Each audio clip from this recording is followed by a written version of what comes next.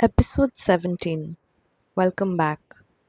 Tonight's story comes from Norwegian Folklore. Two brothers, a magical mill, and a gift that produces whatever you ask of it. But some gifts come with consequences. Tonight's story is called Why the Sea is Salt. If you're still awake, settle in and let's begin. In case you are awake. Once on a time, but it was a long, long time ago, there were two brothers, one rich and one poor. Now, one Christmas Eve, the poor one hadn't so much as a crumb in the house, either of meat or bread, so he went to his brother to ask him for something to keep Christmas with in God's name. It was not the first time his brother had been forced to help him, and you may fancy he wasn't very glad to see his face, but he said, "If you will do what I ask you to do, I'll give you a whole flitch of bacon." So the poor brother said he would do anything and was full of thanks. "Well, here is the flitch," said the rich brother, "and now go straight to hell." "What I have given my word to do, I must stick to," said the other. So he took the flitch and set off. He walked the whole day, and at dusk he came to a place where he saw a very bright light. "Maybe this is the place," said the man to himself. So he turned aside, and the first thing he saw was an old man with a long white beard who stood in an outhouse hewing wood for the Christmas fire. "Good evening," said the man with the flitch. "The same to you. Whither are you going so late?" said the man. "Oh, I'm going to hell. If only I knew the right way," answered the poor man. "Well, you're not far wrong, for this is hell," said the old man. "When you get inside, they will be all for buying your flitch, for meat is scarce in hell. But mind you, don't sell it unless you get the hard quern which stands behind the door for it. When you come out, I'll teach you how to handle the quern, for it's good to grind almost anything." So the man with the flitch thanked the other for his good advice and gave a great knock at the devil's door. When he got in, everything was just as old as the man had said. All the devils, great and small, came swarming up to him like ants around an anthill, and each tried to outbid the other for the flitch. "Well," said the man, "by rights, my old dame and I ought to have this flitch for our Christmas dinner. But since you have all set your hearts on it, I suppose I must give it up to you. But if I sell it at all, I'll have for it the quern behind the door yonder." At first the devil wouldn't hear of such a bargain and chaffed and haggled with the man, but he stuck to what he said, and at last the devil had to part with his quern. When the man got out into the yard, he asked the old woodcutter how he was to handle the quern, and after he had learned how to use it, he thanked the old man and went off home as fast as he could, but still the clock had struck 12 on Christmas Eve before he reached his own door. "Wherever in the world have you been?" said his old dame. "Here have I sat hour after hour waiting and watching, without so much as 2 sticks to lay together under the Christmas brose." "Oh," said the man, "I couldn't get back before, for I had to go a long way first for one thing, and then for another. But now you shall see what you shall see."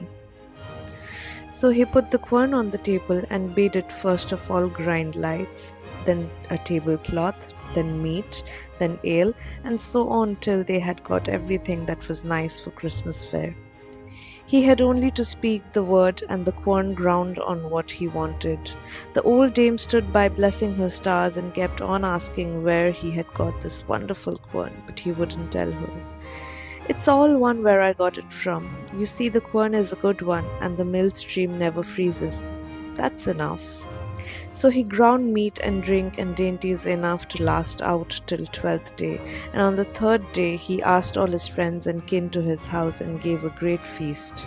Now when his rich brother saw all that was on the table and all that was behind in the larder, he grew quite spiteful and wild, for he couldn't bear that his brother should have anything.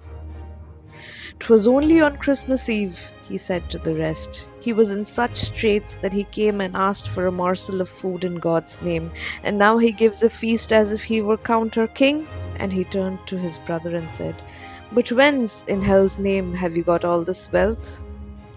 "From behind the door," answered the owner of the quern, for he didn't care to let the cat out of the bag. But later on in the evening, when he had got a drop too much, he could keep his secret no longer, and brought out the quern and said, "There, you see what has gotten me all this wealth." And so he made the quern grind all kinds of things. When his brother saw it, he set his heart on having the quern, and after a deal of coaxing, he got it. But he had to pay $300 for it, and his brother bargained to keep it till hay harvest, for he thought, "If I keep it till then, I can make it grind meat and drink that will last for years." So you may fancy the quern didn't grow rusty for want of work, and when hay harvest came, the rich brother got it, but the other took care not to teach him how to handle it. It was evening when the rich brother got the quern home, and the next morning he told his wife to go out into the hayfield and toss while the mowers cut the grass, and he would stay at home and get the dinner ready. So when dinner time drew near, he put the quern on the kitchen table and said, "Grind herrings and broth, and grind them good and fast." So the quern began to grind herrings and broth. First of all the dishes full, then all the tubs full, and so on till the kitchen floor was quite covered. Then the man twisted and twirled on the quern to get it to stop, but for all his twisting and fingering, the quern went on grinding, and in a little while the broth rose so high that the man was like to drown. So he threw open the kitchen door and ran into the parlor, but it wasn't long before the quern had ground the parlor full too, and it was only at the risk of his life that the man could get hold of the latch of the house door through the stream of broth. When he got the door open, he ran out and set off down the road with the stream of herrings and broth at his heels, roaring like a waterfall over the whole farm.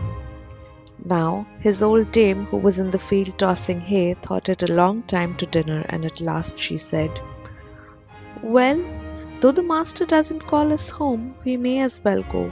Maybe he finds it hard work to boil the broth, and will be glad of my help."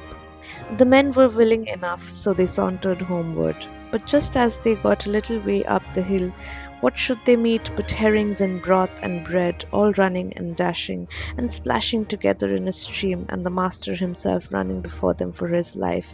As he passed them, he bawled out, "Would to heaven each of you had 100 throats, but take care you're not drowned in the broth." Away he went, as though the evil one were at his heels, to his brother's house, and begged him for God's sake to take back the quern that instant. For said he, "If it grinds only one more hour, the whole parish will be swallowed up by herrings and broth." But the brother wouldn't hear of taking it back till the other paid him down $300 more. So the poor brother got both the money and the quern, and it wasn't long before he set up a farmhouse far finer than one in which his brother lived. And with the quern he ground so much gold that he covered it with plates of gold. And as the farm lay by the seaside, the golden house gleamed and glistened far away over the sea. All who sailed by put ashore to see the rich man in the golden house, and to see the wonderful quern, the fame of which spread far and wide, till there was nobody who hadn't heard tell of it.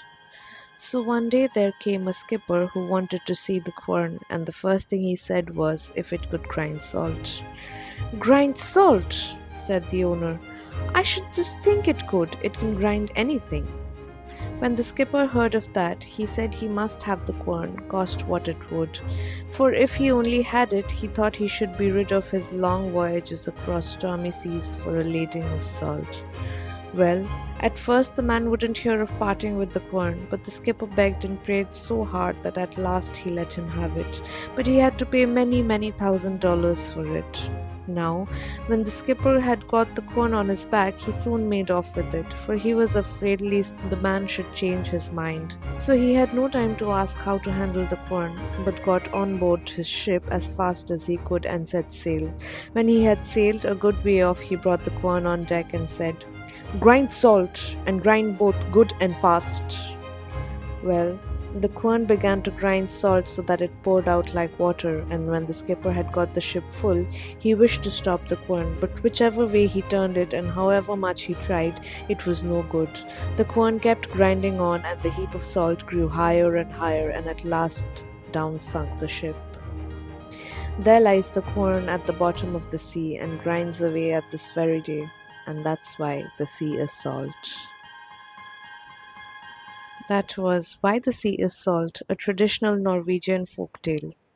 A story about generosity, greed, and a magical mill that never stopped. And perhaps that's how some of the oldest stories work. They entertain us and leave us with a warning.